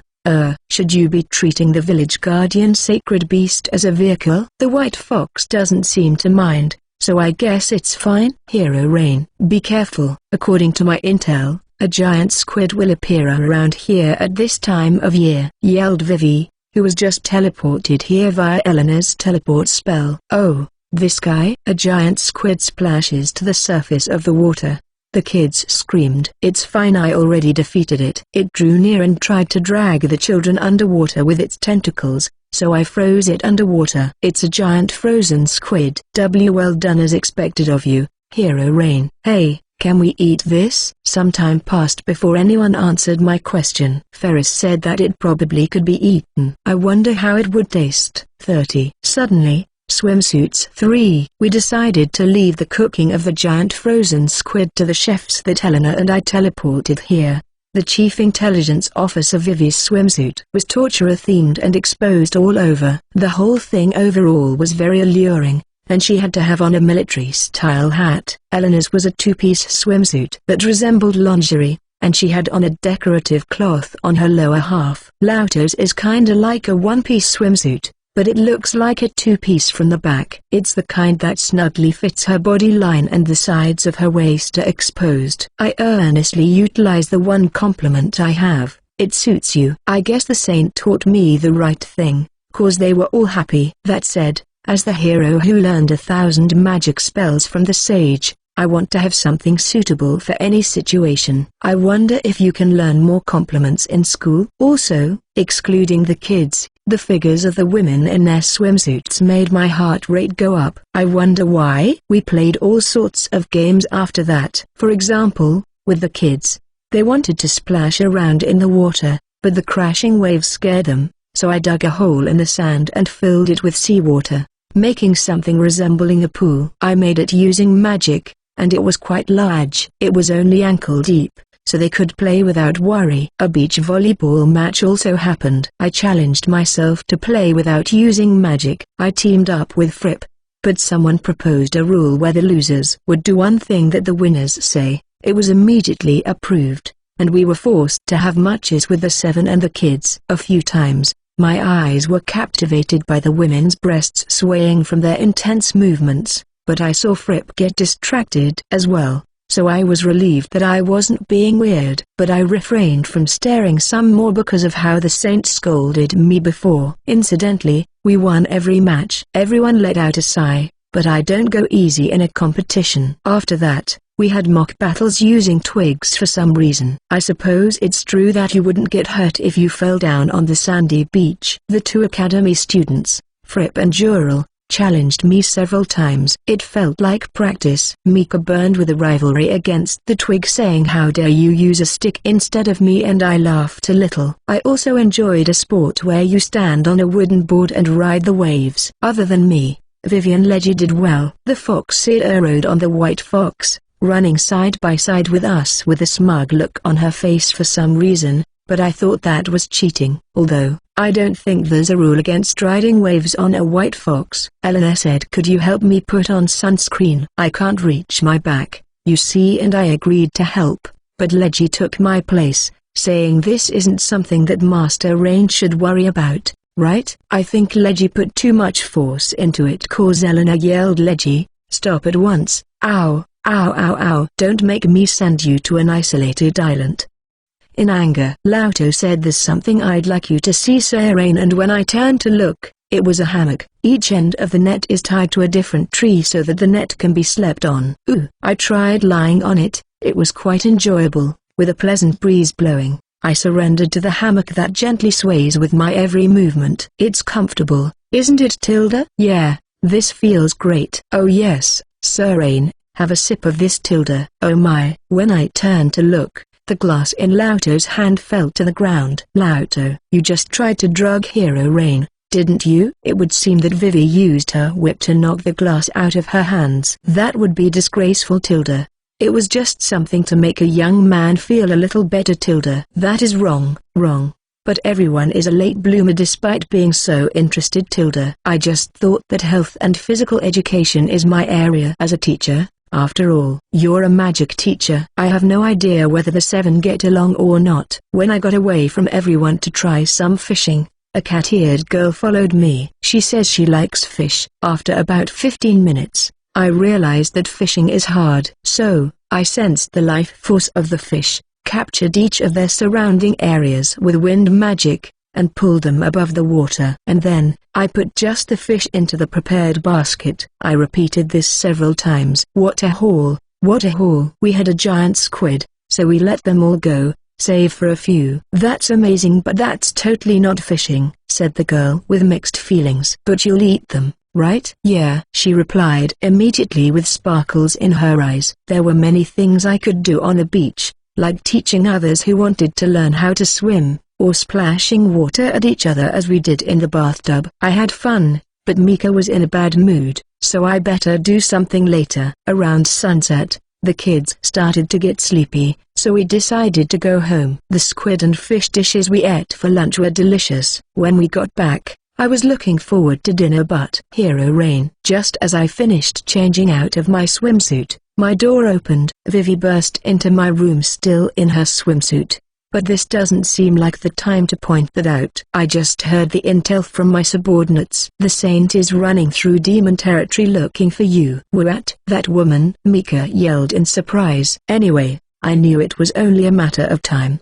Does she know I'm here? Yes. She seems to be heading this way. I could see the anxiety on Vivi's face. I don't know how she found out, but now that she has, it can't be helped. Alert everyone. I'm going with Mika. 31. Saint invasion. No matter how much of a saint she is, there's no way she can sense your mana all the way here, right? How'd she find us? I left the royal capital of the Demon King Castle. Using teleportation, I'm finding the best place to intercept the saint. No, actually, I knew this would happen eventually, so I already have a few places in mind. But the saint is so fast that most of those places are unusable. No clue. The fact that she knows is all we need to fight, right? The place I picked, in the end, is the forest that has been completely affected by the miasma. The grey clouds made things gloomy.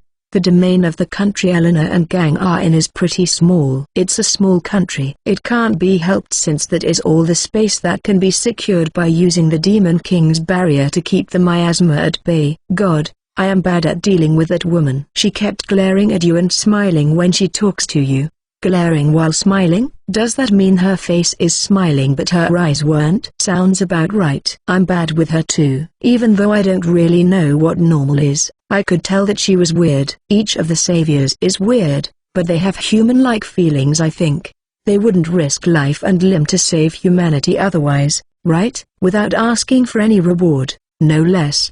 The reason I'm bad with that woman is that I don't really get her. The war god utilizes me as a useful pawn. The sword master and magic archer treat me like a disciple, I guess, and the sage is normally apathetic, but she's serious when she teaches me magic. I can understand them treating me as the hero rather than an individual. However, the saint was irregular in that area. Yeah, I mean, she said that she thinks of you as her little brother. It ain't normal. The sword master's training was hell. I've been cut by him for real multiple times. I got my arms chopped off, neck sliced and heart stabbed more than once. Humans are adaptable beings, able to get used to things, but they don't often get the chance to get used to fatal wounds. But we have a saint. The moment our opponent deals big damage to us and thinks that they've won. What if we could utilize that meager moment? What if we could have the option of counterattacking even after suffering from a fatal wound without missing a beat? In the midst of a close battle, victory or defeat can be decided in the blink of an eye. If one move can lead to death, then of course it could also lead to the other. That's why everyone, including me, underwent training where the saint would heal any wound we suffered in order to be able to complete the mission no matter what sort of damage we sustained.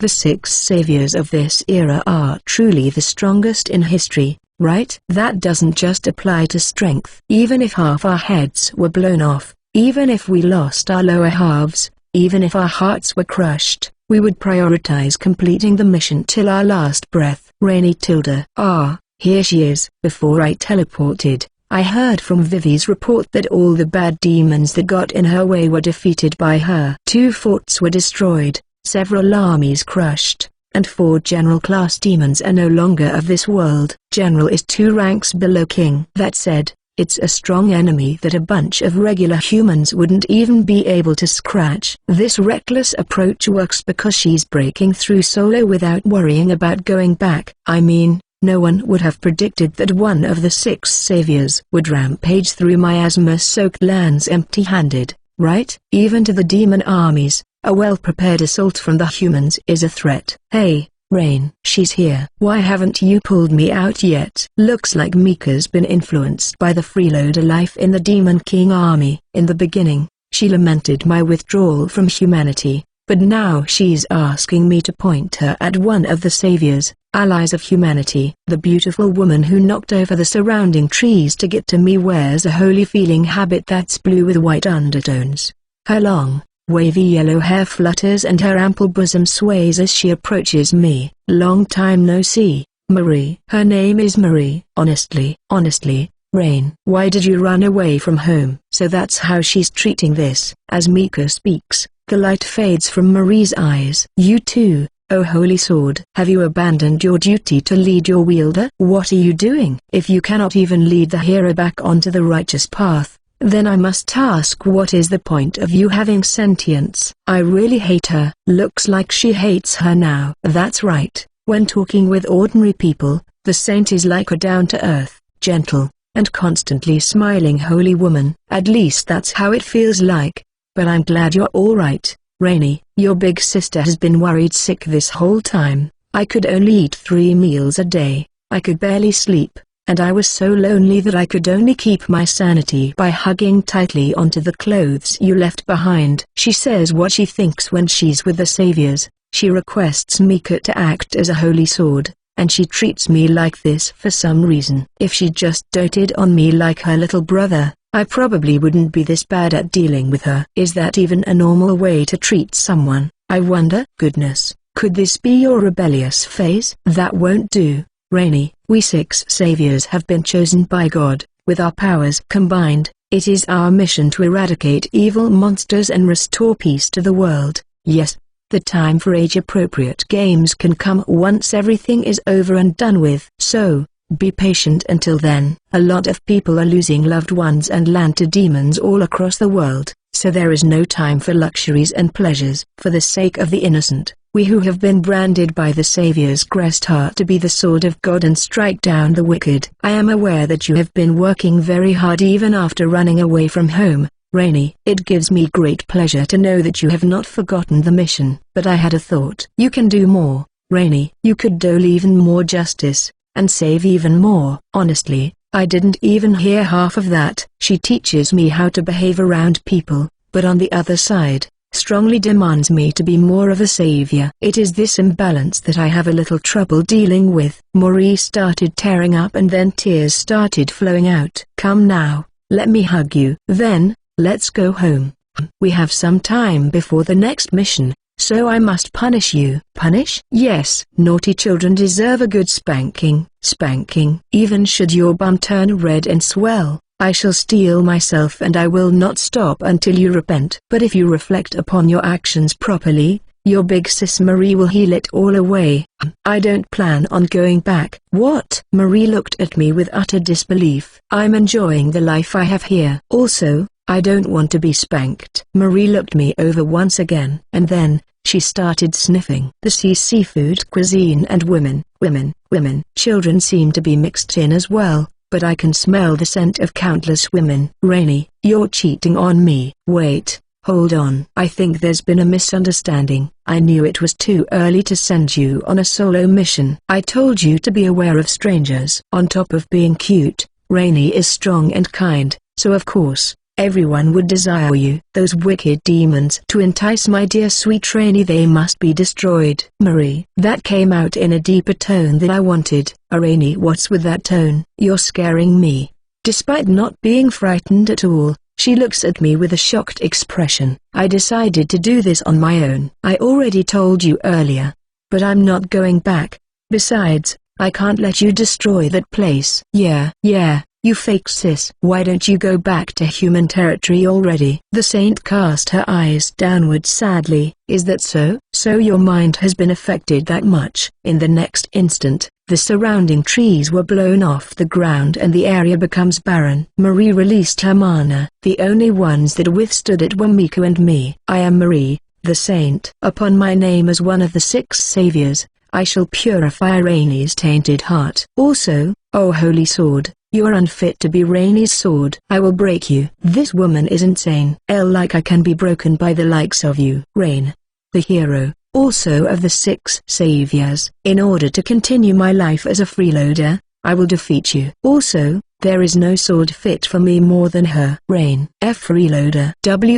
What the heavens does that mean? I may have said too much. 32. Rampaging Saint. The Savior's crest removes the limitations of human growth. It does exactly that. It does not give you the ability or talent. The war god was always an intelligent man. The sword master was talented with the blade, and the magic archer was an expert with the bow. The sage was a magic researcher, and the saint worked as a healer. In other words, I was chosen as the all-powerful hero because of my innate talent. So if the crest had not awoken in me, I would have likely grown up into an adult that had talent in all sorts of things. A jack of all trades. Well, anyway, the crest only removes the limitations of improving one's talents. It does not grant you that talent. This is why effort is what is important. If you don't work hard, you can't improve well unless you work efficiently and properly. Originally, the saint specialized in healing. She displayed a miraculous ability to heal wounds but had no combat capabilities. But the current Saint Marie is different. Freeloader, you say? Hey, did some vile succubus whisper in your ear I'll take care of you, Rain? You won't have to lift a finger. And corrupt my dear sweet Rainy. Unforgivable. I must use all in my power to purify you. First off, let's discuss mana. With the continuous use of healing magic, her mana generation grew leaps and bounds. Similar to the sage or me, she overused her mana and raised its upper limit. I must first save Rainy from his nightmare. Indeed, he continued his mission as a savior while under the corruption of the demon's whispers. For he is a strong child. I'm sure he will awaken after several punches from my fist filled with holy love. Next is her all-essential healing magic. Her healing magic does not turn back time. It activates a human's healing ability to the extreme. With ordinary healing magic, excessive healing could shave years off a person's life or debilitate them. But when the saint or I heal, we rejuvenate a person's life force itself with mana while also healing their wounds. With this, people on the brink of death can be cured in an instant with no issue. But another problem arose. That is what Marie realized. If one's own magic can rejuvenate a being's life force, could that be utilized in a fight? There is a tale of a mother who tried to save her child who was pinned under a fallen bookshelf when their house was on fire. She was dainty and weak, but with the sole thought of saving her child, she lifted the bookshelf, saved her child, and escaped safely. However, later on, her back was dislocated and her physical health deteriorated. I've often heard stories like this on the battlefield too. In moments of crisis, soldiers unconsciously portion off their life force and exhibit superhuman strength. The saint uses her enormous amount of mana to spread her life force all across her body, strengthening her. Even if she were injured, it would heal instantly. The end result is an immortal healer that can box with superhuman strength. Big Sis Marie will save you. Marie's figure disappeared. It just looks like it did because she moved so fast. But I am the hero. There's no way that I couldn't block a fist aimed directly at me from the front. I pull out Mika in a flash and block Marie's blow with the body of the holy sword. This woman's going all out. Mika and I can withstand the blow, but the ground is a different matter. My shoes sink halfway into the ground. Rainy, you really do love me after all. I'm so happy. I could have cut her with Mika, but I chose to block instead. Marie noticed that. Could you please go home together? You wound me with that blatantly obvious sigh. Sob. While saying that, her other fist is heading for my abdomen. I use wind magic to dodge into the sky and use gravity element magic to apply pressure on her. Unable to withstand it, she falls to one knee. I know she can heal, but I still don't want to cause any damage that spills blood. Foo. I'll help you out, Rain. Let's scatter crimson flowers across the miasma soil. She's talking like a bad demon again. This is difficult. If she was a king class, the battle would be over by now. Why did you come here, Marie? You know you can't beat me. So that I can bring Rainy back onto the path of righteousness. Like I said, How are you gonna bring me back if you can't even beat me?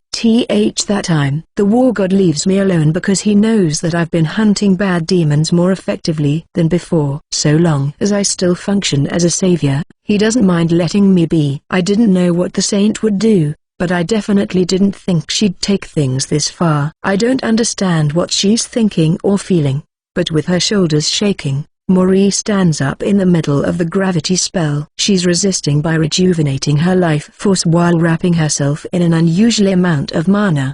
I'm lonely. Marie swung her fist. A ridiculous amount of mana surged. I flowed mana into Mika and repelled the incoming mana. It would have been ideal if I deflected it into the sky, but I couldn't afford to do that at that moment. As a result, Marie's mana flew into a far-off mountain and the tip of the mountain disappeared. The faraway mountain was turned into a pudding shape. Why does the saint, the weakest member of the group, have such an insane technique? No, not the time. Lonely. Now that she mentions it, she did say something to that effect earlier. When I came back from my first day in the Magic Academy, the kids said they were lonely. Lonely enough to crawl into my bed at night. But is Marie like that too? That's right. Don't you feel the same, Rainy? No, not really, I responded plainly. Then Marie's face turns to despair. No, Rainy should still be that sweet dear boy who can't leave his big sister's side. It's rare that I receive advice about human interactions, so I listened to them properly. The others were lazy in that regard. Also,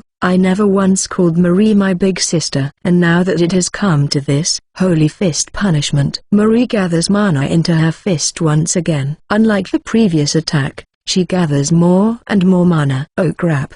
The last time she used this was during a subjugation mission where bad demons were dragging beautiful women under the sea to be killed and eaten. I think the sea split and didn't go back to normal for a while. Since she doesn't want to kill me, she probably just wants to deplete my mana with a full-powered blast from her. As for me, it'd be trouble if she came back, so I want her to go home on top of agreeing to let me be. In order to make her listen to me, I guess I have no choice but to make her unable to fight. I sheathe Mika and come back down to the ground. I also released Marie from the gravity spell. What the? You idiot. Why'd you give up the high ground and put your partner away? No. I want to beat her on equal grounds. I gather mana into my fist. I don't think my power is holy or anything, but it's the same technique as Marie's. Let me show you the miracle of love. No, that's just violence. Here I come. We kicked off the ground at the same time. Our fists collided. The impact caused the ground to overturn. The hero and the saint's vast mana blows the miasma away. The dark clouds darkening the world disappear. And then, the saint staggered on the spot. I won. Her mana is mostly depleted. On the other hand, I still have some to spare. I really have grown stronger since leaving humanity. By Marie's calculations, I was supposed to have used up all my mana by now. In any case, I have rendered her unable to fight. Now I'll just talk to her to persuade her to. So Rain, Elena teleports in. And she's not alone. Our Rain is a friend. No matter if you are the saint, force is not allowed. It was the Demon King's son, Fripp. Don't bully Mr. Hero. Fripp's sister, Marie too. Why yeah. Rain is already a friend, so if you wish to take him away, I will fight you. Dural, who I dueled in the academy. I shall aid you, Freeloader Rain. Even the white fox, the kids, were on its back. Leading them is the fox Seeder. Every one of them is shouting at Marie to not take me back. Leggy, Marie's escort, the teacher Lauto, the intelligence officer Vivi along with Eleanor are all openly glaring at Marie warily, even the maid Ferris. So Rain is happy in our country. We will show no mercy to anyone who interferes with that, be they saviors or otherwise. Eleanor spoke as the representative for them all. Why you guys all for Rain? Mika was deeply moved. I'm happy too, truly. My chest feels warm and fuzzy. But sorry, guys, I've already won.